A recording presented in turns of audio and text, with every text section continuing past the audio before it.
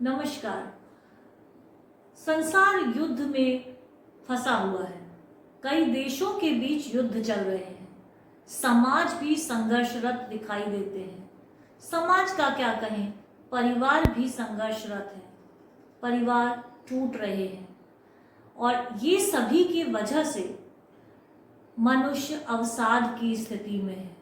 मानसिक अवसाद, मानसिक अशांति। तो जाहिर तौर पर इसके निदान ढूंढे जा रहे हैं और इसके निदान के लिए जब भी भारतीय एक्सपर्ट से बात करते हैं तो उनका कहना है कि श्रीमद् भगवद गीता में निहित ज्ञान मनुष्य को अवसाद से निकाल सकता है, उसे जीवन जीने का रास्ता बता सकता है। क्या है ये श्रीमद् भगवद गीता? हम सभी जानते हैं कि भगवद गीता युद्ध के मैदान में श्री कृष्ण द्वारा अर्जुन को प्रदान की गई थी। युद्ध के मैदान में बड़ा ही रोचक लगता है कि दो पक्ष आमने सामने युद्ध के लिए खड़े हुए हैं और वहां पर बीच मैदान में अर्जुन, जो उस समय के सबसे बड़े योद्धा हैं, एक ऐसा योद्धा जिसने कभी कोई युद्ध नहीं हारा, वो हथियार डालकर बैठ जाता है और कहता है मुझे युद्ध नहीं लड़ना। और श्री कृष्ण, जो उनके सारथी हैं, उन्हें समझा रहे हैं, पार्थ उठ, युद्ध कर, ये तेरा धर्म है। तो प्रश्न उठता है कि ये हो क्या रहा है? एक योद्धा युद्ध से मना कर रहा है, एक सारथी युद्ध के लिए प्रेरित कर रहा है। क्या वो सारथी युद्धोन्मादी है? और क्या ये योद्धा भयभीत है या कोई और कारण है? तो इन सब का उत्तर जाने बिना भगवद गीता को पूर्णतः आत्मसात करना संभव नहीं है और इन सभी प्रश्नों का उत्तर मिलता है महाभारत कथा में। जी हाँ, महाभारत की कथा, जिसका एक भाग है श्रीमद् भगवद गीता। महाभारत की कथा से हम अर्जुन, श्री कृष्ण और उनके परिवार के बाकी लोगों के पात्रों के चरित्रों के बारे में जानते हैं। और सिर्फ उनके चरित्र चित्रण ही महाभारत की कथा में नहीं है, बल्कि उन पात्रों के आपसी वार्तालाप से हमें राजनीति, कूटनीति, धर्मनीति, सामाजिक व्यवहार, लोकाचार आदि के बारे में ज्ञान प्राप्त होता है। तो इसलिए ये और भी रुचिकर हो जाता है कि महाभारत का ज्ञान हम प्राप्त करें, क्योंकि महाभारत की कथा में लगभग सभी भाव उपस्थित हैं। उसमें लालच भी है, क्रोध भी है, संयम भी है, असंयम भी है, कटुता भी है, तो प्रेम भी है। तो जीवन की सभी भावों की पराकाष्ठा हमें महाभारत की कथा में दिखाई देती है, अलग अलग पात्रों के माध्यम से। बल्कि इस कथा को कथा कहना इसके साथ अन्याय है, क्योंकि ये हमारा इतिहास है। इतिहास अर्थात ऐसा ही हुआ था, जो हुआ वो लिखा गया। तो फिर प्रश्न उठता है कि अगर ये इतिहास है तो इसे तो विजयी पक्ष ने ही लिखा होगा, और जब विजयी पक्ष ने लिखा है तो ये पक्षपात पूर्ण होगा। तो इसका उत्तर है नहीं।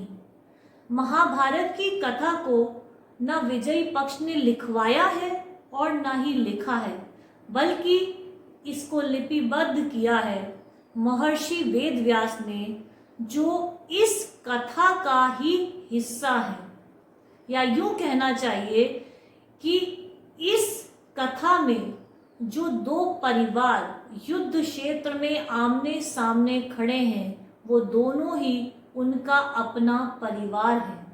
दोनों ही तरफ उनके पुत्र हैं, पुत्र वधुएं हैं, पौत्र हैं, प्रपौत्र हैं।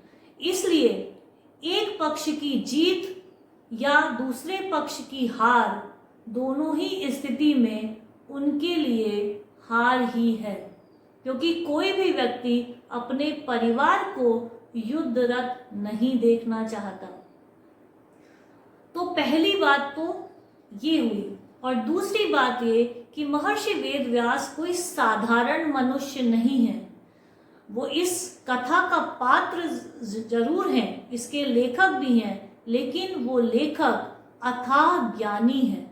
वो भगवत प्राप्त व्यक्ति है, जिसे वेद शास्त्रों और धर्म शास्त्रों का संपूर्ण ज्ञान है।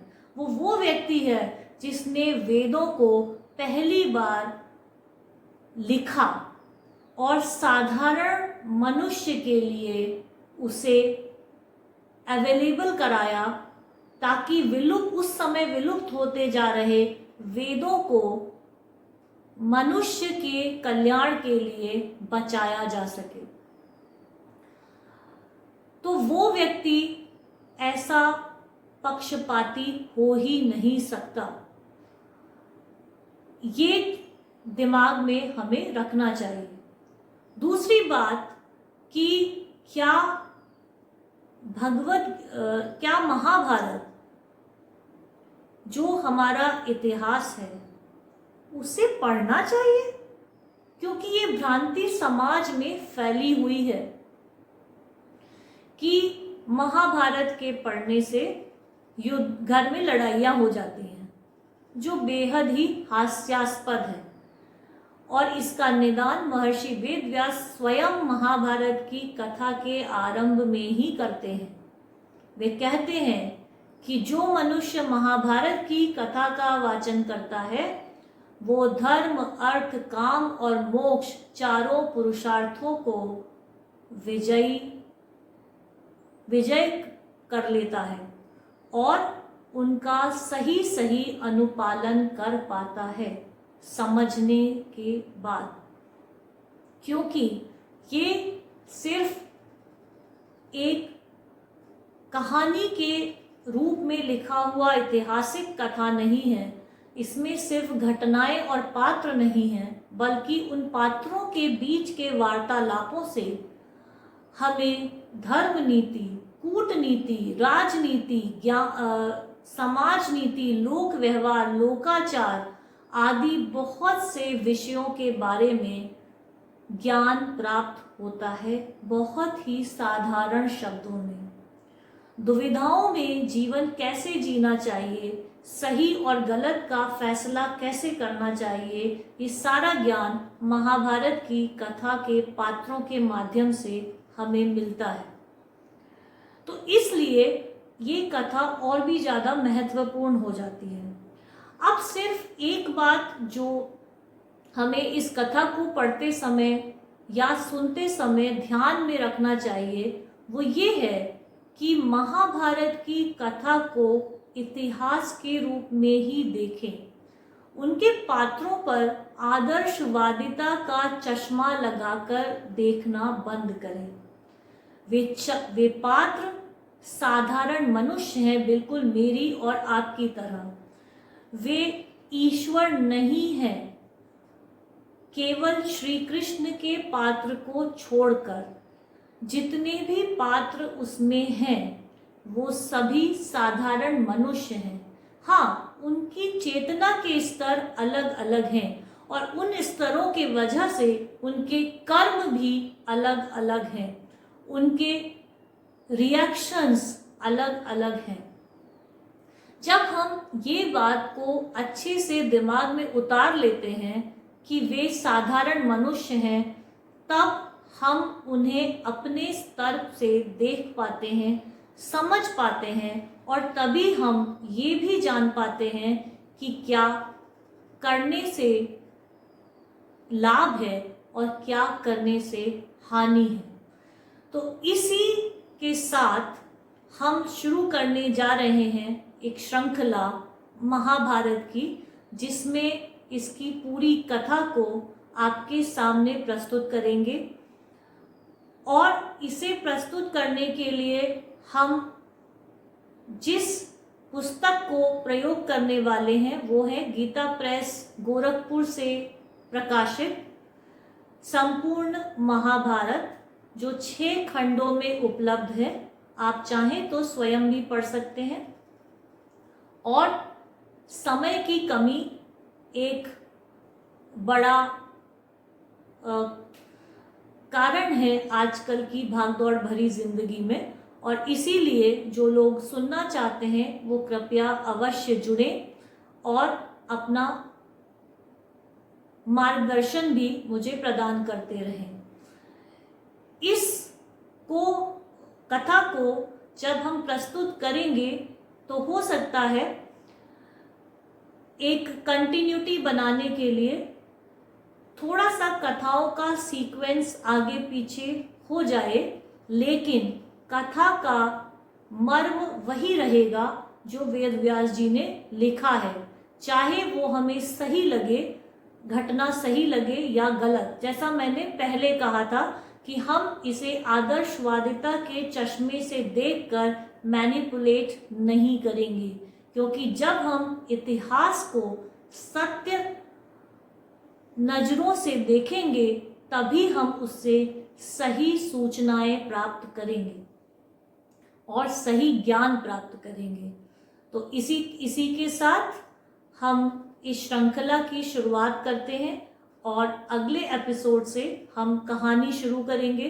तब तक के लिए नमस्कार।